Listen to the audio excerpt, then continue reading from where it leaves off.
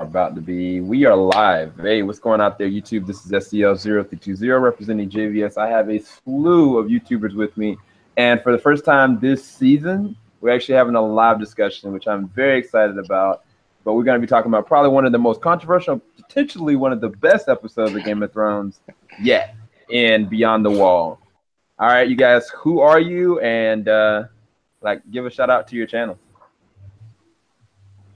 I will go first then. Son of a bitch. I mean,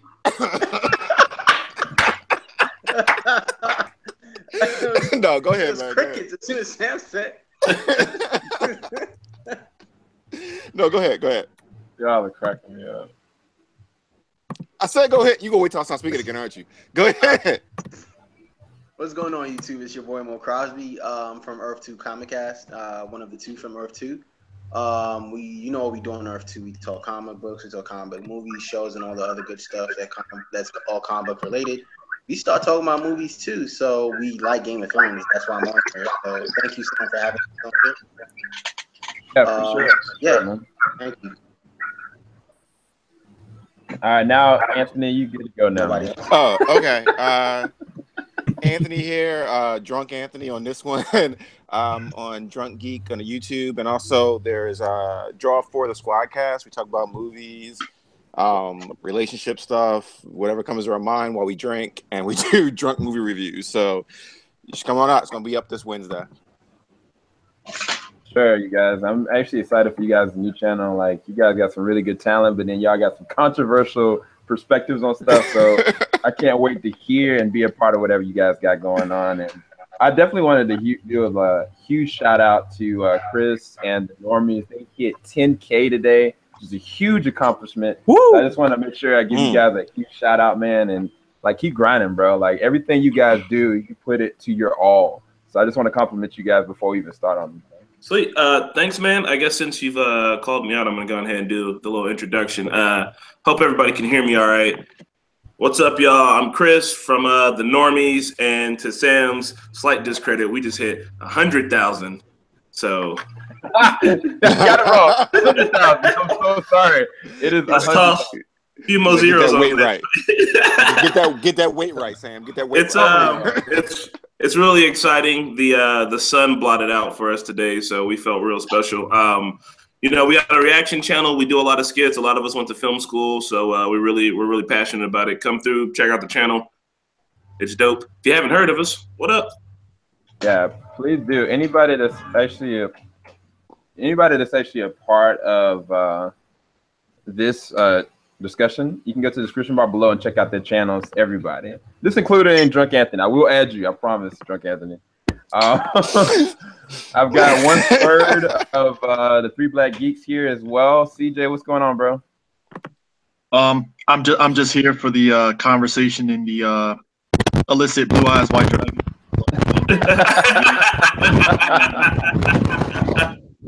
So, for those that don't know, I am 1/3 of Three Black Geeks. I'm just gonna be here for about maybe an hour or so, but I'm here 1/3, and yeah, we talk about everything. We talk about wrestling, Power Rangers, sports, movies, geek-related stuff. We basically talk about everything. We don't really go deep into politics, but we might dabble in it in a joking way and stuff. But so we keep our ears to the ground and that kind of stuff. Well, yeah, we get our jokes in and stuff, but we're not like. I mean, there are a lot of other podcasts that we've been on shows on, and they get really deep with it and stuff, and that's fine. It's just I prefer to stay our lane on that because it's like we could do that, but it's like, I don't have the energy to do that. I'd rather put my energy towards something else that's in on political stuff, but I'd rather just talk about stuff that I like and enjoy, and we like and enjoy. So we basically dabble in a lot of stuff. You're putting up a lot of YouTube content now. I got to put up some more videos from Otakon. Just came back from. Yeah, that's about it. Yeah, that's about it. Stitcher, iHeartRadio, basically any podcast app that you use to listen to. So. Yeah, it's really curious. I'm curious to see what your perspective is going to be, CJ, since I think you haven't looked at everything yet. So I'm really curious to see where you're gonna go with this. But last but not least, I got Anthony Rodriguez. What's going on, Anthony, man? What is going on, Sam? Thank you again for inviting me on here. Yeah, so my channel just movies and TV reviews, reactions as well. But happy to be here. Yeah, man. So let's go ahead and get into it. So I want everybody unanimously kind of give their perspective of what they felt after watching the episode Beyond the Wall. I personally thought it was very riveting. I thought I was very entertained by it. It was very different in tone. And even like how it was written and compared to something like Battle of the Bastards, which was way more condensed and more tight. This was just something that was all brought together for something for eye candy as me as a fan. But more so than anything, it served as the progression, what's going to happen next. But I'm curious to see, what are you guys' perspective on this episode Beyond the Wall? Do you want me to go? Yeah, anybody can go ahead and start off. All right. So I enjoyed the episode. I loved it. I loved it. I loved the episode, but it was unnecessary. Like in reality, it was an unnecessary mission. And why didn't they bring horses? Where were the horses? Why did they go on foot? Like, what was their escape plan? Like, I didn't understand it at all. But if I was to take myself out of it, I would go, oh, I enjoyed the dialogue in the first part of the episode a lot. No, that's actually really fair. We're gonna get into like a lot of controversy and people's thoughts on what was the validity of actually doing this. What did it really serve in the end? And would it actually pay off anything? So that's gonna be another question we're gonna get into soon. So good comment on that, Anthony. Chris, did you have anything? Which Chris? I guess you. God dang it, we're gonna get nicknames or something. And then we got Chris. So 100%, man. I think we're gonna figure out if it was truly worth it or not in this next episode. This is one of the first times with a penultimate episode leading up. Like, I was hyped for it and it was dope and I loved it, and it's definitely gonna be one of the best. But now afterwards, I'm asking myself all the questions like, well, shit, like, is it gonna really pay off? Is it gonna work out when they take it down to Cersei? Is Cersei just gonna be like, oh yeah, or like, just I'm really wondering now, because it's such a big episode. Like with the Red Wedding, you knew what the payoff was. You knew the Red Wedding was a success, right? And you're like, I wonder how everybody else is going to feel off of this, or like how everyone else is going to feel about this. But for this one, you're like, damn, like they did the mission, but like, was it worth it? Is it going to actually pay off? Did they lose a dragon for no reason? Like, yeah, I think that's all of it. I really liked the episode. I felt hyped for it. Nah, that's actually really fair. I feel like the same exact way. Like, I think that they're intentionally leaving out a lot so that how long is the season finale? Does anybody know if it's 2 hours? If it's like an hour and 30? How long is it officially? Wasn't it 80 something? I'm not sure. I think I remember it being like 83 minutes. But it's like the way that they did that teaser trailer, they left nothing. But they like there's a lot that they can really do in the season finale. So I'm kind of thinking around the same lines as Chris, that there's a lot that they can kind of pull like a good payoff. But I do have some interesting critiques about this episode as well, which I'll get into. Everybody else, what were your kind of like your summary thoughts of this episode? Honestly, I enjoyed it watching it, but it's something that when you sit down and ask yourself these questions, like this was dumb. It was dumb.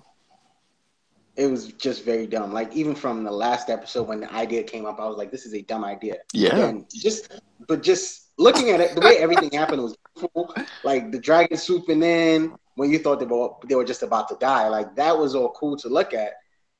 It was fun. I even freaked out at a lot of points, but it was dumb. Visually stunning.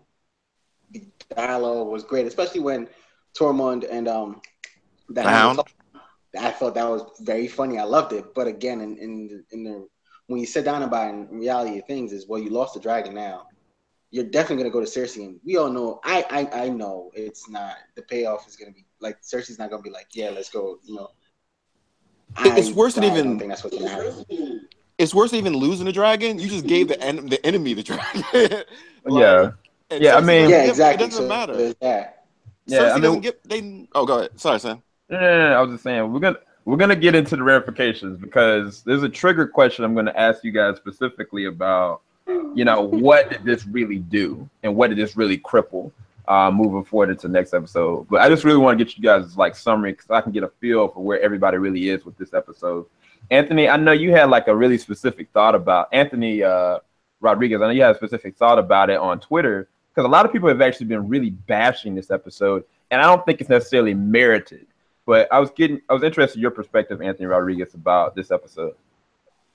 Yeah, so I love the episode, and I think there's a lot of setup payoff in the last episode. And the thing you're talking about is that I said on my Twitter is that if this event was in the books, I don't think that a lot of people would have been as critical. So I was also wanted to say that I think that this mission, even though it was dumb, but I think it was necessary because Jon has had to convince Daenerys. And I think that in the last episode, they're going to set up that this is going to be convince other lords of, the Tullys and the Vale, all these guys, all these lords who don't even believe Jon. They just, declare him because of the Stark name. Going to lead up to a whole bunch of things leading up. And I think that I think she will be. Oh, could be. But I think it's gonna help Jaime with his character and possibly side, because the whole season kind of been building up to Jaime and Cersei, in a way. So I think that's what's gonna happen. For anyone who's kind of been like, what's the whole point? I think it's gonna lead up to. Yeah, I mean, I can definitely agree to that as well. Yeah. Go ahead. My problem with it is I can think about at least 5 plans that would be a lot more effective than what they did.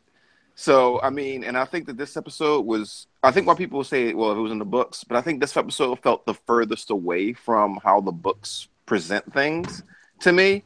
Like, this season's been kind of off in the books, but, you can forgive a lot of it. But this episode actually felt more apart from the storytelling style we're used to, I think. And I think that, to me, I don't know what the book's going to lead, but I think they've been purposely making characters do things that seem not smart or unintelligent decisions to make it a more balanced battle. You know what I mean? Like, we've had Tyrion hasn't had a good idea in like a season and a half. And like, he's been outsmarted. I think that the Jon Snow thing, honestly, it'd be like me just saying, "Hey guys, let's go up to Antarctica real quick, on foot with no vehicles or horses or anything like that to take one of the zombies from a zombie army." There's so many other ways you could have done that better. I don't know. Like, if Sam told me there were zombies in the Arctic, and for some reason I didn't believe him, I'd be like, "All right, let me send Lucas with you, Sam, and he just has to see the army and come back and tell me." Not like grab it. And there's no real reason for the Lannisters to still be there, except for, I think, the producers like the actress that plays Cersei. I don't see why this is a story point anymore. Yeah. You know what I mean? It doesn't make sense. Yeah. I can definitely agree to all of that. There's definitely some things that, well, I'll wait till I bring up that last question so I can give CJ some time. So yeah, CJ, quick question. What are your thoughts? Yeah, well, because I think this works out for this show because I was kind of balancing between wrestling and watching this and stuff, and I was kind of keeping up with both at the same time, so bear with me. I told Sam this and stuff. I made it known. My thing of catching up with Game of Thrones has always been through people on Twitter live tweeting it and stuff, so I have a general idea of where the plot has been going and stuff up to this point. And also, our boy D, he's been watching it too, so from what I've seen that episode, I enjoyed what I saw and such. And maybe I'm one of those people, like, because I've never read the book, so I'm not as critical of it as a lot of people are. So it's just like, for me watching, I was like, oh, this is actually pretty good.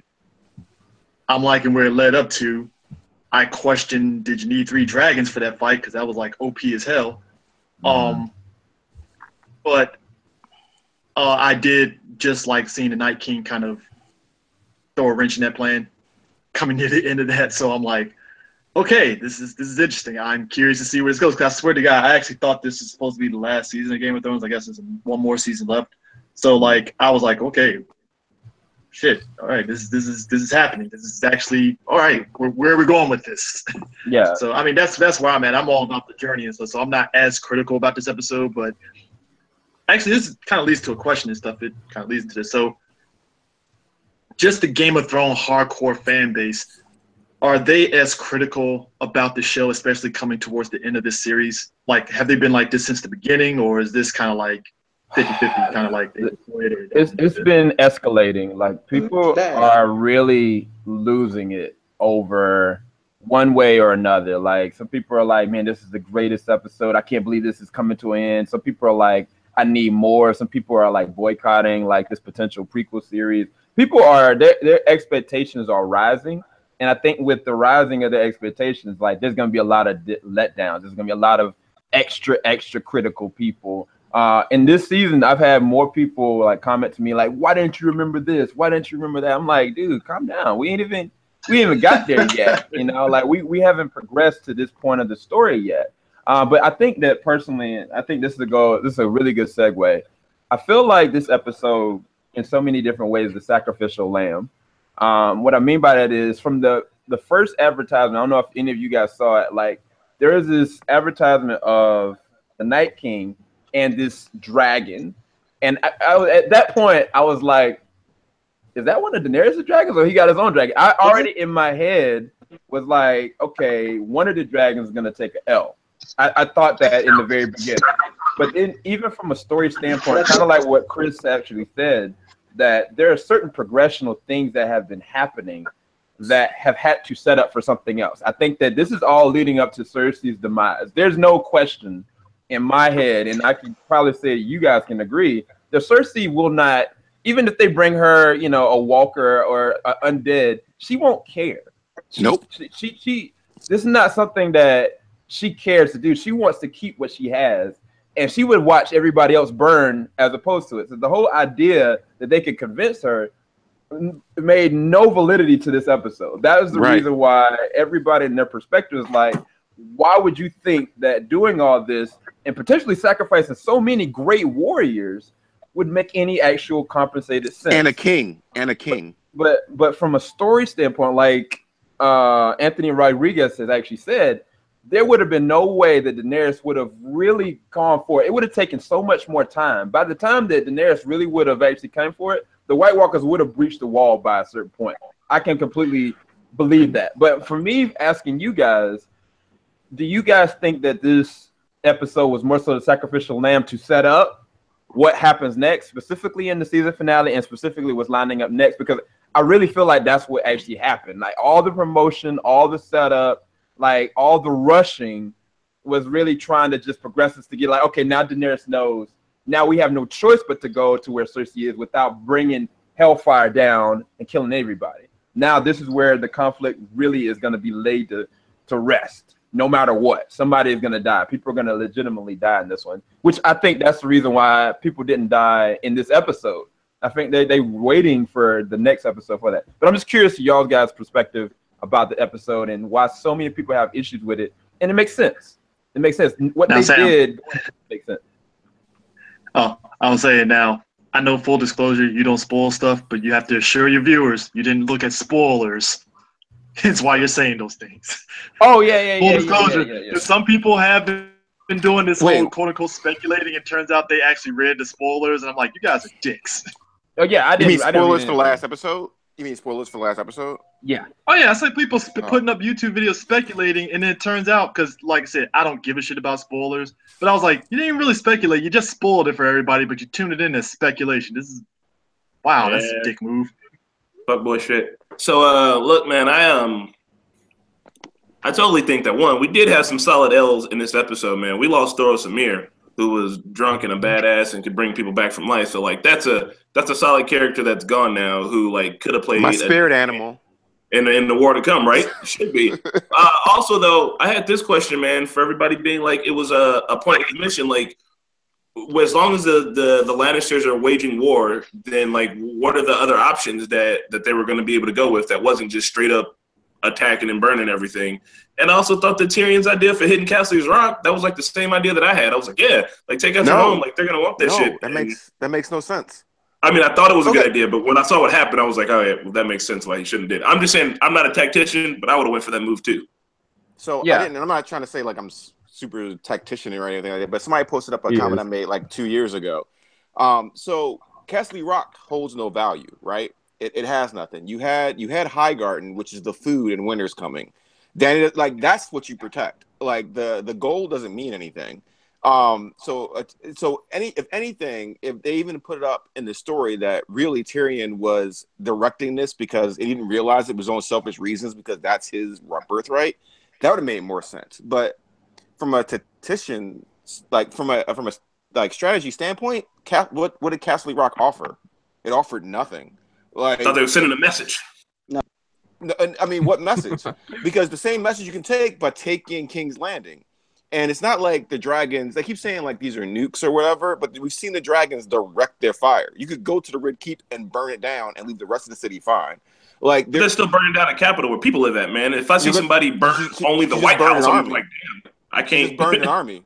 So if you saw, yeah, but that's an army in the fields. That makes sense. If you saw the dragons outside of Washington D.C. burn the Marines up, you'd have the same thought.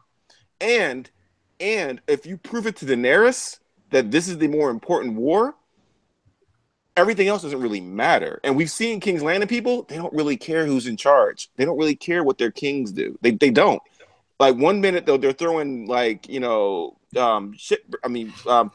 Cersei, and then the next they're like praising her. It doesn't matter. Like it really doesn't. But either way, it's a small picture, and I don't understand. So logistically, in my mind, they're just keeping the Lannisters around because they're the popular characters. Like Cersei's, we love to hate Cersei. She's the main human bad guy, and fighting zombies is kind of boring. You're not gonna have the same intrigue. I mean, well, to be fair, like all these families, their lineage is down to none. Like the Lannisters are down to 2. You know, the Starks are down to 4. Well, yeah, 3. But I mean, he discredits that name in so many different ways. What I'm saying is that they are all backed into a specific kind of corner where it's like either you fight or flight. Like everything from season 1 up until now, I knew that Cersei was going to get to this point no matter what, narratively, based on how the show works. I don't know how the books work. I have no idea. But narratively, how they've actually positioned in certain things, how she's been losing her family, how they prophesied this is going to happen, how she actually, in my opinion, emulates more so Daenerys' father, the Mad King, than Daenerys ever could. And to me, like, she should actually win. Like, the way that she actually does certain things in this season leads me to believe she could easily command all of this. I think that from the narrative standpoint, that's where TV show is trying to platform it a different way than what the books would suggest, which that pays a problem to the people that are actually the really avid book readers, which I think that's where we're coming to this clash right now. But I feel like there's no way the story can progress if Cersei doesn't die at this point. That's why I said that this episode laid a foundation. Like, I just don't see Cersei being like, okay, I'll accept this. You know, we'll draw a truce for now because you bring me this. And that's the other question I wanted to kind of go into with this episode. My question is... Okay, go ahead, Mo. My question is, who do you think is going to do it? It's not going to be Jaime. Is it going to be Jaime? Is Jaime going to be the one to, stab her in the back again? Because, now Jaime has found out that she's pregnant again. So all that... Supposedly. Well, it could be his. It could be the it's not his. What's his name? I mean, to answer your question, like, I would present like another rebuttal. Like, say hypothetically speaking, Cersei slept with the other guy and got pregnant, supposedly. And she's like, okay, he's going to be the person I'm going to be with because I don't need you and I don't trust you. I really feel like Jaime's going to get everything that's happened in this season has shown Jaime a picture of the fact that he cannot allow his sister to be able to stay in his power. He is the king killer. She is the queen. He loves her. In any other story, Jaime Lannister would be a hero character. Like in any other story, Jaime Lannister would be a hero. Because like I think a lot of people forget that Jaime Lannister was 15 years old when he got sworn into the Kingsguard. And then he saw like a Mad King like burning people, and when he ever spoke up, all the other Kingsguard was like, "No, that's not your job. Your job is to sit here and guard the king." safeguard the family. So when he heard the old king raping his wife, he heard the old king like burning people alive, and that's why that wit came about. It was all his defenses. And the last time he had hope was when Rhaegar was like, "Hey, I'm gonna go take care of this battle. I'm gonna come back. We're gonna fix these things." Jamie's a hero character that's had to be in a world that doesn't allow him to be a hero. His sister is always been his manipulative part. And again, I mean, I don't want to be that guy to keep going back to the books, but in the books, they're split now. Like they're not together. Yeah, by now they're split. Yeah, and I think that this is another manipulation because Cersei always knows that she can manipulate Jamie. And I think the baby thing was another thing to keep him in check. I think when he finds out it's false or that it's not his, or he thinks that he really sees how far, because when she blew up the sept, I think Jamie had a flashback of that's what the Mad King would do. And I mean, my personal thought is that Jamie's going to end up on the wall. Whatever's left of the wall, whatever's the Night Watch is going to be after this, I think that's where Jamie goes. Sorry, that was a long thing, but go ahead. So you don't think Jamie's going to be the one to do it? No, I do think Jamie's going to be the one to do it. Okay. Real quick, because in the books, there's a prophecy, and we see in the show with the witch who tells Cersei you will have 3 kids and they will all die. And what's smart is they cut out the part in the books that says that your brother will be the one that will be choking you. So they could manipulate, that part in a different direction. But I've always thought there's only 2 people that could kill Cersei, either Jamie or Arya, in my opinion. So that's what I think. Well, they kind of foreshadowed that a little earlier. I think in the book it says something like your brother will be the one choking you. But in I can't recall which episode it was from this season, you see Cersei standing on the map, and she's standing on the neck, the area of the map called the neck, and Jamie's standing on the fingers. Really? The neck, the fingers. Yeah. So I mean, it's like low key, like foreshadowing. So that might be a thing that they're playing up towards. But also, you know how they like to pretend like something's going to happen and then take you for that curve. But we'll see. I mean, Cersei, I think, has to die. It makes sense because I think the whole entire story is an allegory for like global warming. And Cersei is the one person who's like, yo, I'm going to keep winning this war. I'm going to keep fighting these fights. I don't care about what's happening. That's supposed to be like unstoppable to the north. Like, I got nothing to do with that until winter's literally knocking at her door. Maybe the Night King will just fly the dragon down there and ice fire the Red Keep. That'd be dope. Anybody play Overwatch? Anybody play Overwatch? No. Oh, okay. Sometimes in any kind of strategy, you can be all clever and you can be all fancy and things like that, but sometimes you need to group and capture the enemy point. Like sometimes the simplest solution is the best. I think the Queen of Thorns had it right. Like, I mean, you can't be all fire, but at some point you just need to go do it. Like, you just need to go do it, take care of Cersei, then you can focus on the rest of that, the bigger problem. Because she doesn't care. And everybody that knows her knows she doesn't care. Like, you could bring that zombie in front of her and she'll go, oh, okay, yeah, let's all work together. And then she'll stab him in the back. She's not going to care. She's definitely not. She's not going to go for this at all. And I just don't know.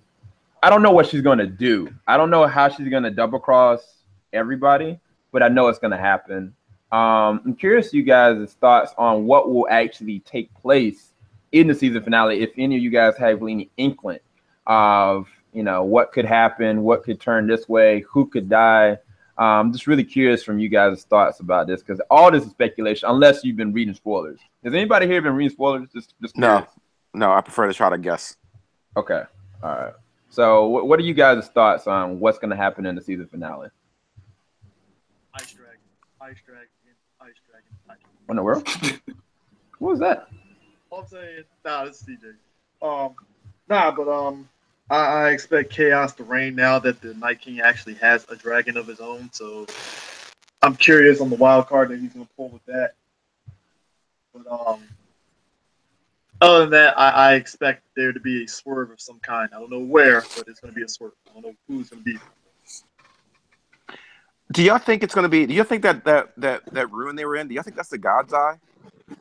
Like, I don't know if they brought the God's Eye into the series yet. Have they? Nah. You mean when they're having that meeting? Yes. I think that's the dragon pit. Yeah. Oh, so it's actually in King's Landing. Yeah, it's like they never show it. Like, it's weird because the whole entire show, they never showed it from that perspective of that focal point, which is actually really smart. But yeah, that's the dragon pit. And they mentioned it in the first episode of season 7 with the scene with Ed Sheeran, one of the they had the dragon pit. So right. it was like Yeah, kind of yeah, foreshadowing that they'll end up there. But real quick, I think that makes sense. Sorry, go ahead, Anthony. No. I was just saying that makes sense. Like, why would you go into King? I don't know. Go ahead, man. I'm just flipping out about the logic of all this. Go ahead. I'm sorry. No. I think that Daenerys will be at the meeting because in the preview you don't see her, but I think she's gonna appear there with the dragon because that's where the dragons used to captive before. So I think that she's gonna arrive there in her dragon, so that way, if Cersei does try to, she'll be like, try to say that to Drogon, that's right behind me, and it'll burn your face off. So possibly might happen. I also think the wall. I think the wall might come down. I'm not sure because it's been something I've been thinking for seasons now. Yeah. The way that they can't cross because that's why a lot of people were complaining about Benjen because Benjen was like, why is Benjen going with Jon? I'm like, dude, do you not realize he literally can't cross the wall at all because and he if said he does, that. he'll die. So he said that last season, didn't he? He did. Yeah, he did. Bran, and a lot of people forget that, and I'm like, just. But I think that's gonna happen. I think the wall might come down because it's gonna be the kind of big, humanity versus the dead, season that we're all thinking the wall has to come down and continue the story that way. Especially, it's hard to debate right now, but feels like that's what's gonna happen, But that's just me. Can I ask a question? Do you think Cersei or Littlefinger dies this season? Yes. Littlefinger for sure. For sure? I think it's a necessity. It's not even so much like a plot, misdirection. Like it's essential because the reality is one of the biggest issues I have with this episode or the past few episodes have been Arya and Sansa. It's just at this point it's just too forced. Much. It's forced. And Littlefinger is platformed as just being this wedge, this like thorn that's in your skin that you can never get out, and it's continuously like infecting your skin. And like I'm willing to rip the skin off to take him out. That's the way that I actually identify with the fact with Littlefinger, and not just that. For me, with Arya, like the moment she actually got that blade, the moment that Bran gave her that blade. That led me to believe two things. She's not going to die, even though people think that's what's going to happen. And then 2, that she's gone off of this mission of so much on the list as opposed to, all right, I need to come back for my family. Because that's never been her motivation. It's always been moving forward to avenge my family, never to be back with them. That's why this whole back and forth with her and Sansa is just so irritating. But I feel like they're going to bring Arya to a point where they're going to use that dagger against one of the walkers. I just don't think that Bran would give that to her for no good reason. She could easily go and use that to kill Cersei, but I don't think that's her objective anymore. I think that's changed the moment that she decided to go and take the road back home. I think that there's a real metaphor there, in my opinion, and that I think that Littlefinger is gonna take that L, but it might be Sansa. I don't know, but either way, I know you about to has to tell. Bran has to tell them what's going on because there's no other way that this can, conclude without Bran saying, "Hey," because they foreshadowed it when he said chaos is a ladder. So Bran has to be the one that be like, I think because there's no other way that they can kind of like deal with it because I think Littlefinger needs to die. And don't you think it's weird? No one's talking to Bran. Like, every time somebody talks to him, he says something fucked up, and they're like, "I don't want to deal with you, really." Yes, he was kind of creepy with Sansa. Like that was like, why are you bringing up her rape? Like, what point did this? So, as far as what's going to happen in this next episode, we've heard of cataclysms before, but we've never seen one. Like when they talk about the Doom, I think it'd be really dope if, like, since the Night King has this dragon, that he can use some extra kind of magic and literally like bring the wall down, but also just bring winter over the whole entire continent, like in one swoop, like. Just a straight up giant rolling storm, like of apocalyptic like proportions. Because I think that that would kick everybody in the pants, shut down every story that's going on now, and be like, "Yo, this is what the last season is going to be about. It's just about this." Like we've been talking about winter is coming and winter is here, but like straight storm sweeping across the continent, no questions no more. This is what's going down. Like we're on this level now. I think that might be cool because then you still got to keep people around like Cersei, and people are like, dang, like what are we gonna do with her? Like as her character, like, but now she's here, like Winter is here. We cannot fight these wars anymore. We're on to something new. Wow, man, that just kind of blew my mind just picturing that, honestly. Because correct me if I'm wrong, then the Night King moves, he brings Winter with him. If he's on a dragon, he can move Winter a lot quicker, a lot more. It depends if the dragon either is going to spit ice or if it's going to spit fire. I'm not really sure. But dude, that's one of the most amazing things I actually could even comprehend. In the lore of the series, and again, I know this is a TV series, so they're probably not going to ever do this. Like ice dragons are like a different species of dragon, and they're bigger than the regular dragons. So I'm kind of curious too what they're going to do with the blue fire. Like, is it going to be like hotter fire, or is it going to be like, you know, an ice beam or something like that? Like I don't know what you. It's kind of crazy what the show could do. I don't know, man. I kind of agree with Chris what he said about, you know, just the rolling storm of ice. I would rather that happen as opposed to what I think is going to happen. Where I feel like we're going to get left with a cliffhanger just so that we're done. Like we are just waiting for what's coming up on season 8.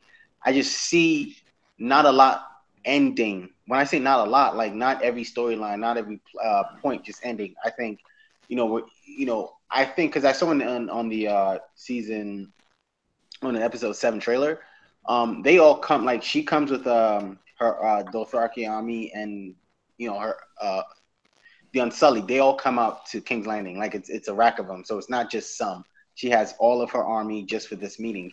And I feel like something's gonna go wrong at the meeting, and we're gonna be left with a cliffhanger. Like, are we gonna get the Clegane Bowl? Are we gonna finally get that? Because isn't the Hound going too? Yeah. Oh, I just got excited about this. Wait, hold on. What are y'all talking about? Somebody clarify what y'all talking about. So the Hound in the Mountain. Like, you know, they've been doing the Battle of Bastards. Another little thing has been the Clegane Bowl, which is the Hound versus the Mountain. Like they're finally going to get their rematch, settle their score. Right. And that's been a big thing that's been hitting up. And I think the Hound last episode was bringing the zombie to King's Landing, right? Wasn't he? He's with them. He's with them. Yeah, and so Sir Strong or whatever they call him, he's gonna be there too. So if negotiations go sideways, which is this Game of Thrones, so nothing's gonna be easy. There's only like one person that's gonna be able to stand toe to toe with the Mountain. Like negotiations always go sideways. But Brienne is also going there. So I think someone asked who might die, she might bite the bullet on this one. Either her. I feel like she could die in she has to have great big monster babies. She's good. I hope she's good. Great big beast. I like her character and I like what she's done, but with her leaving Winterfell, I don't know, with the sisters going on, you know, kind of like at odds with each other right now. She's not there to, like, you know, distract Arya or, you know, protect Sansa. So I don't know what's gonna happen with that. But that storyline is kind of getting really tiring. Like, it's getting really annoying at this point. It's like, okay, Arya, you trained to be the super smart assassin. You can't see like the breadcrumbs, or you can't see like this is in front of you. First of all, you know your sister wrote that under duress. Why would you bring it up to her like that? Like, I mean, she didn't know that though. But no, that makes sense because they didn't get along before this all happened. So that deep-seated stuff is still there. Exactly. And you gotta think from Arya's perspective, she wouldn't have wrote that letter. Arya would have died. Like the Lannisters would have killed Arya because she wouldn't have done that. Sansa's right. Arya could not have survived what she went through, and Sansa couldn't survive what Arya went through. And I think that one of the keys to the relationship is they don't have each other's perspective. They've never had each other's perspective. But that's the thing. After going through what you went through, isn't this the point where you say, okay, look, we are sisters, like Anthony said. You know, we're family, we're sisters. Let us sit down. You know, let's calm down. Let's leave the bickering. Let's leave all that petty nonsense aside. And let's figure out what we're supposed to do together. But look at their teachers. Like Sansa's teachers has been Cersei. It's been Littlefinger. It's been Joffrey. It's been Ramsay. Those have been her teachers. And because of that, Sansa's teacher. I mean, Arya's teacher. Right? Arya's teachers have been Jaqen. Yeah, Arya's teachers have been the Jaqen, Syrio, like those have been her teachers. They have a different philosophy coming into this. Okay. So go ahead. Sorry. I'm sorry. So now look at it this way, right? You have you said Arya's teacher is that, right? So Arya's teacher taught her, like, keep your eye on the ball, pretty much. Like, this is your perspective. You know, don't let anything outside influences, affect. Don't let anything outside affect you. Because the first time she did, when she was supposed to kill the guy in the market, and then ended up going into the whorehouse to kill the other guy, wasn't that when she lost her sight? Yep. Because she didn't kill him. Yeah. Yes. So, and then you fast forward from that. When she didn't kill the theater lady, it turned out to be like, okay, so you're not gonna do that. All right, fine, I'll punish you for this. But I guess she's now learned to like check her feelings and emotions. Is that what you're trying to get at? What I'm trying to say is that Arya has been used to being the most clever person in the room, and when you think you're the most clever person in the room, you leave yourself vulnerable to somebody more clever. So we can just like Littlefinger, but he's good at what he does. You know what I mean? Oh, I love him. And like in that conversation, it just simply took Sansa to be like, "Where'd you get that letter?" And Arya being like, "What do you mean where I got it?" Littlefinger, was trying to destroy it for you. Like, that's all it would take. But because they didn't want him to think like that, and again, I hope they're playing Littlefinger. I just don't think that's where they're going. And I like that Littlefinger is the best at what he does. He is the best at what he does, which is causing strife for his advantage. It's just a problem for me because there are way too many important things going on than that. Like if we had like another like season that was like maybe 13 episodes or something like that, then I could be like, okay, I can see this. But it's just like, this is crunch time. Like the reality of it is, if hypothetically speaking, everybody gets covered with winter at this point, you know what I'm saying? Like, what is the strife that y'all talking about matter anymore? Like, honestly, part of me was like, if John would have left and just killed that dude before he left, I would have took an L from him from a morality standpoint. I would have understood it because none of this at this point matters, other than if it works out and they become tighter sisters versus killing each other. That'd be the only reason why I see this would work from a narrative standpoint. Now, I think the whole storyline is forced. Oh, I'm sorry. You got to be sorry. No. I'm just saying that like both of them have lived through so much on different ways, and they've never seen eye to eye, or they've never really lived through each other. Like Arya, to me, has always been driven by vengeance. It's never been like a focal point of like, okay, I'm not gonna let this distract me. She's always been distracted. That's always been, even as good as she still is very much so broken from the ramifications of what happened to her dad. Like everything else was just a downward spiral. And like Sansa has been broken ever since she realized she could never be that kind of queen that she wanted to be, this prissy kind of like, privileged queen. That's just not her reality. She lost. But they both became disillusioned with what they thought life could be. They both became disillusioned. Their securities were lost. And they both learned different styles of surviving. Between all the Stark children left, like they've been damaged by the outside world. Their philosophies are two of the most polar opposites. Like Arya's like, kill Littlefinger, kill that Glover guy that said sorry to John for betraying him or not helping him, and then just turn around and try to betray him again, kill him. Like that's how Arya's learned to deal with situations, kill somebody. Sansa's trying to be more manipulative. And if you've ever been around somebody that's just so manipulative, even if they're not trying to be like harmful to people, you can tell they're trying to be manipulative. You can't trust them because how can I trust you not being manipulative to me too? And she's right. Like the dark thoughts that Sansa had, even if she wasn't going to act on them, she was having them. You know what I mean? So from Arya's standpoint, she's betraying Jon, and Jon is probably the last person Arya holds on a pedestal. I would say. Yeah, because I think he gave her Needle, and she's always been like, and she's always been like super protective of Needle. And as far as she knows, Sansa treated Jon like crap, just like Catelyn did. So they all did. Rob, all of them did. No, Rob didn't. Rob was cool, man. Rob wasn't 100% cool with him. It was he was. So you think in the show he was? His heir.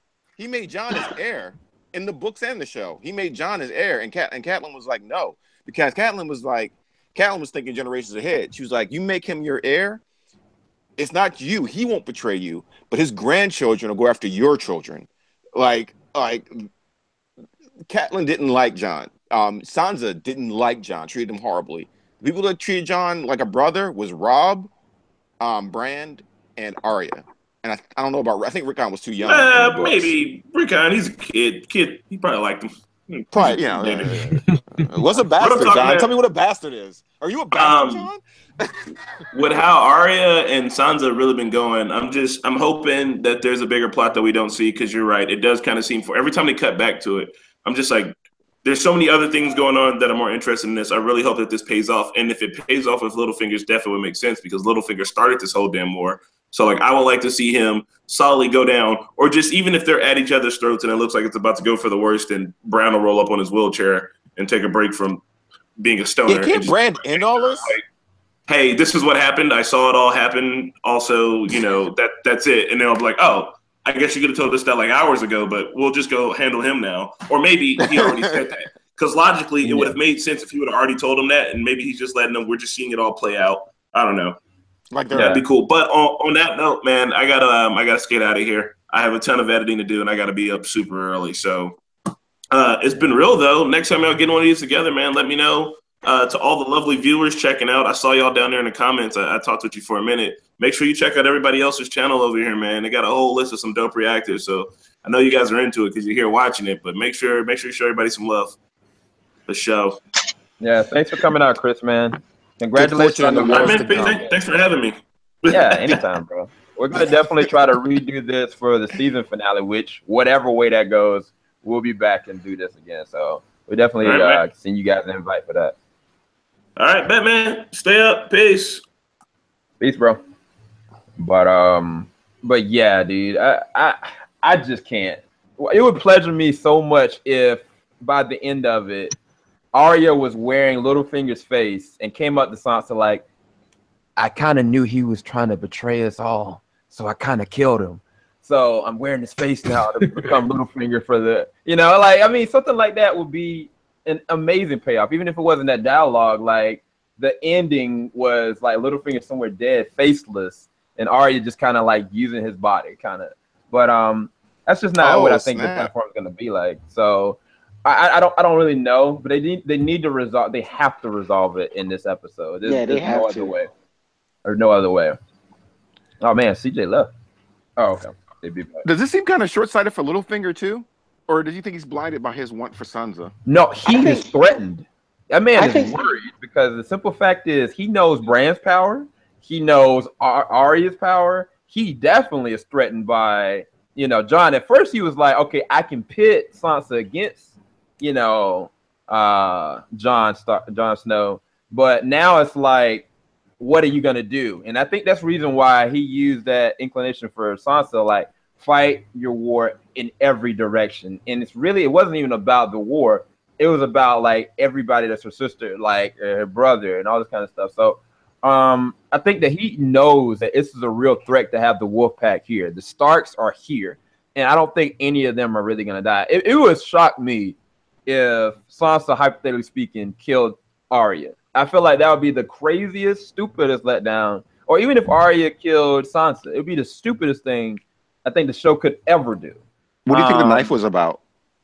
Oh, it's got to do with the war, bro. Like that's. I mean, when she handed her the knife, what do you think that was? That she's trying to scale her sister. You remember how she used to do that all the time? Even in season 1, she loved tormenting her sister. That was one of the things that she's always really loved to do, like putting her sister in the situation, or putting her sister in the check.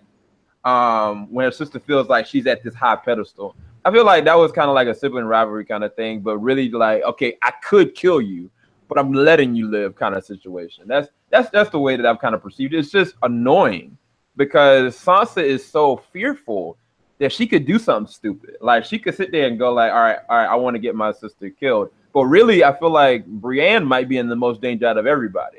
And I don't want her to die. I really don't want Brienne to die, but I don't know if Brienne's going to survive the season finale either.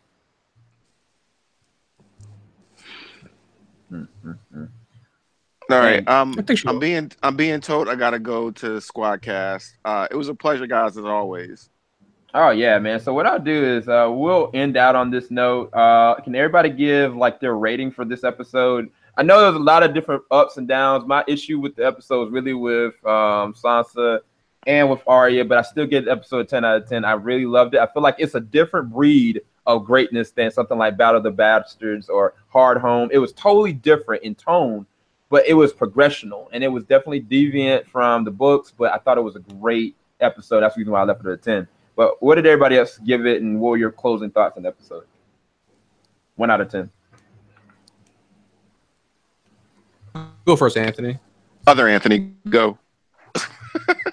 All right. Okay. Okay. Never mind. Yeah.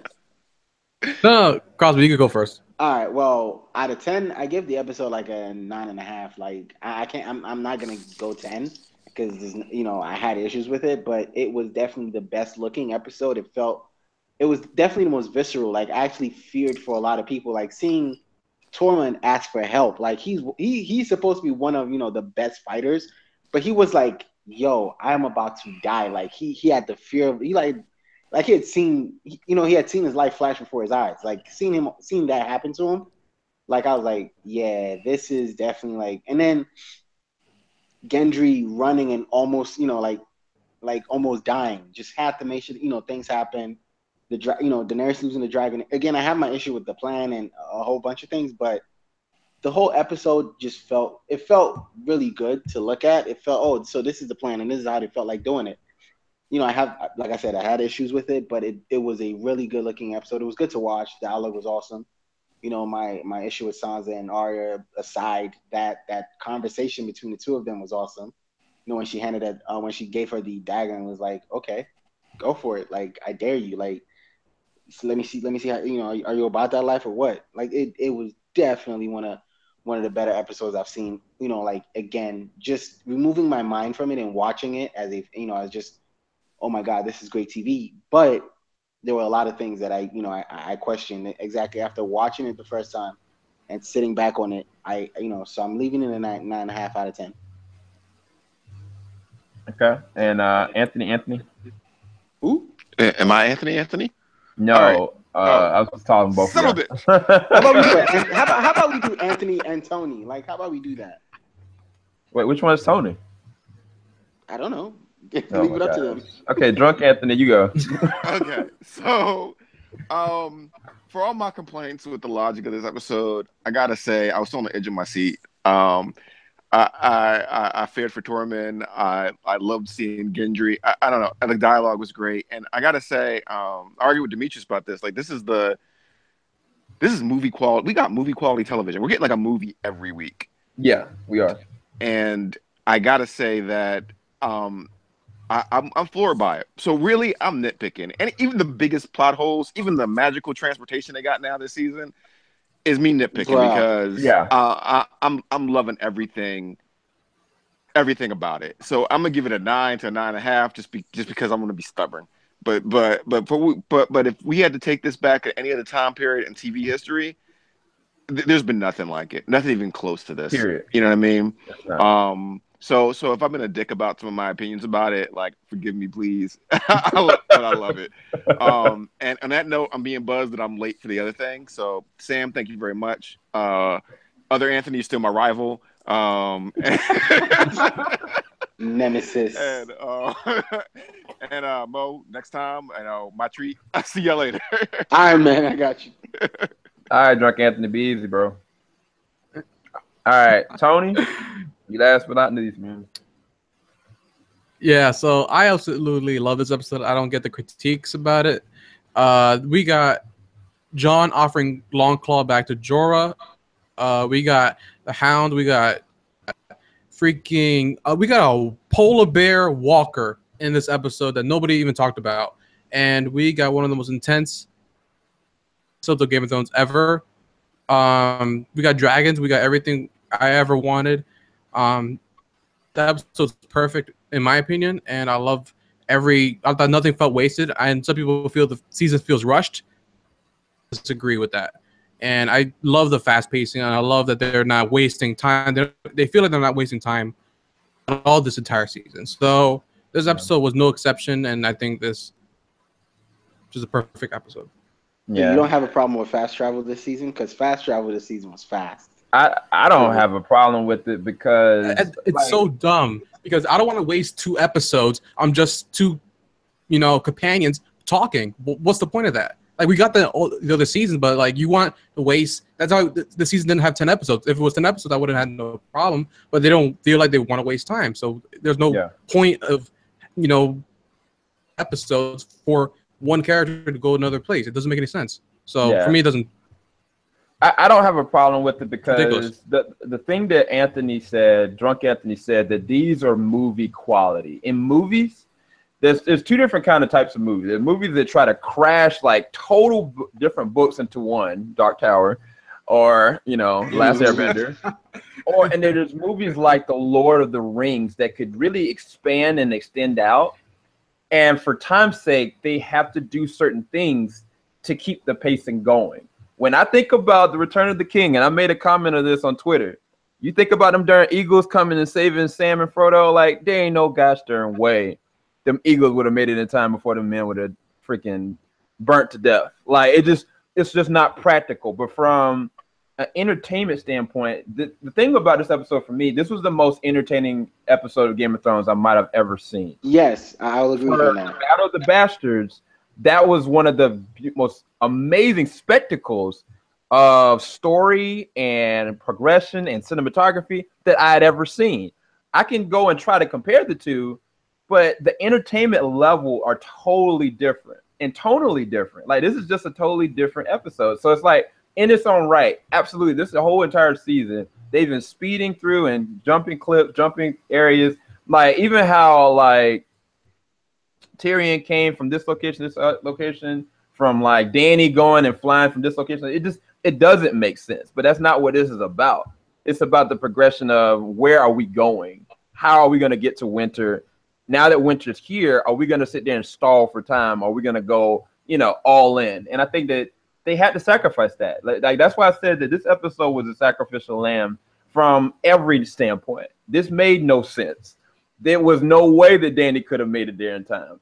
How there are they getting there to was this no way point? the Raven should have made it to Dany on time. Well, no, what I'm saying, well, that's not my point. I'm not trying to debate like the semantics of it. I'm telling you that this episode was a sacrificial lamb for that. From competency stance of how writing is done and what makes sense was thrown out the door to progress us to, all right, now we are at the season finale. Now we are going in to winter instead of like winter's here. Like now you're going to see it. And that's the sucky thing. I mean, like when I think about like Dark Knight Rises, a lot of people hate the Dark Knight Rises. I love the Dark Knight Rises, but the Dark Knight Rises, like from the way that they actually got it, they were like, that made no sense, kind of thing. So I think that that's what happened with this episode. And that's the reason why I stay at my stance that I can nitpick about all the different problems about it. But this was the best entertaining episode, not only this season, but from all the other seasons. And watching it again, and even like talking about everything that I had problems with, like, why am I nitpicking about this? Like, I mean, I'm getting something that I never would have thought. I'm getting a movie every single episode. You know what I'm trying to say? Like, this show is unprecedented in and of itself. It's different from Breaking Bad. It's different from Dexter. It's different from Sopranos. It's different from The Walking Dead. This is something that we never thought we could have. We have a real full-fledged Lord of the Rings quality, filming every single episode and progressional that does not hold back, that does not relent. The thing is, I think that we're just not that we're babied because we've seen so much of this, but we kind of are. Like, we're getting jaded over stuff that, like, okay, I can go progressional, like, this doesn't make sense here, this wasn't in this book here. But look at the ride that it's taking you on. And I think that's one thing that as consumers and as watchers, like, just enjoy it, you guys. Like, don't try to be critics. Like, that's technically my job, but it ain't. Like, I'm trying to enjoy it just like everybody else. And actually, I feel like I'm enjoying it more than anybody else because I'm not putting all that stuff to the forefront. Life is too precious, and we got a lot of other political crap going on that we could be, nitpicking about than, this epic, amazing show. So that's just my thoughts, man. I didn't mean to rant like that. I thank everybody from here. Thanks for the 2 survivors that are still here after the wall exit in Mo Crosby, Earth 2 Comicast, and Anthony Rodriguez, who I'm still trying to petition for him to, create a different name. And everybody else that was here, definitely go down to the description bar below. Subscribe to these guys. You guys have been amazing in the chat. I apologize I wasn't able to answer any of you guys' questions. There's just way too many of you guys. But I just appreciate everybody that's been in the chat. And definitely a huge shout out to the Normies for hitting 100K. I apologize I messed that up. And then JVS has hit 32K, which is actually really dope as well. So we're about to go, you guys. Hopefully y'all enjoyed this discussion. We will be back next week, and we're out. Thank you, man. Peace.